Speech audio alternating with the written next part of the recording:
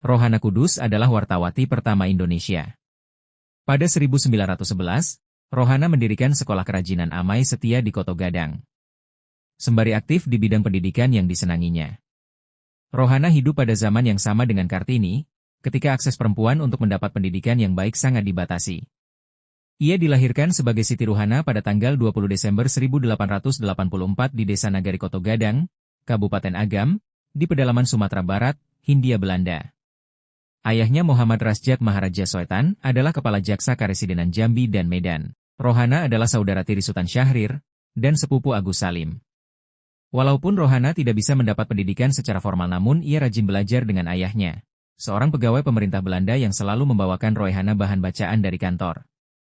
Selain itu ia juga belajar abjad Arab, Latin, dan Arab Melayu. Pada Februari 1911, Rohana memutuskan untuk mendirikan suatu perkumpulan pendidikan perempuan yang lebih terorganisir, bernama Kerajinan Amai Setia. Sekolah ini mendapat pengakuan resmi dari pemerintah Hindia Belanda pada 1915, dan menjadi pusat pengrajin untuk bekerja sama dengan pemerintah Belanda dalam penjualan karya mereka di kota-kota besar dan luar negeri. Dia terus bekerja di bidang pendidikan dan jurnalis.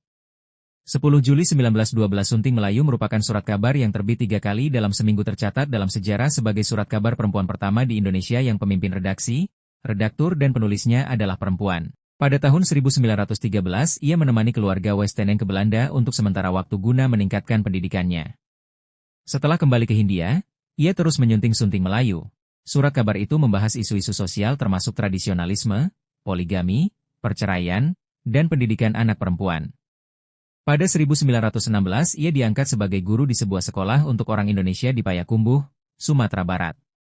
Seorang muridnya yang telah didiknya hingga pintar menjatuhkannya dari jabatan direktris atas tuduhan penyelewengan penggunaan keuangan. Setelah beberapa kali persidangan tuduhan pada Rohana tidak terbukti, jabatan di sekolah Amai Setia kembali diserahkan padanya, tetapi dengan halus ditolaknya karena dia berniat pindah ke Bukit Tinggi. Di Bukit Tinggi Rohana mendirikan sekolah dengan nama Rohana School. Rohana School sangat terkenal muridnya banyak, tidak hanya dari Bukit Tinggi tetapi juga dari daerah lain. Hal ini disebabkan Rohana sudah cukup populer dengan hasil karyanya yang bermutu dan juga jabatannya sebagai pemimpin redaksi Sunting Melayu membuat eksistensinya tidak diragukan. Pada awal tahun 1921 Rohana meninggalkan Sunting Melayu untuk alasan yang tidak diketahui. Namun, Sunting Melayu tidak bertahan lama setelah itu dan ternyata terbitan terakhirnya pada Januari 1921.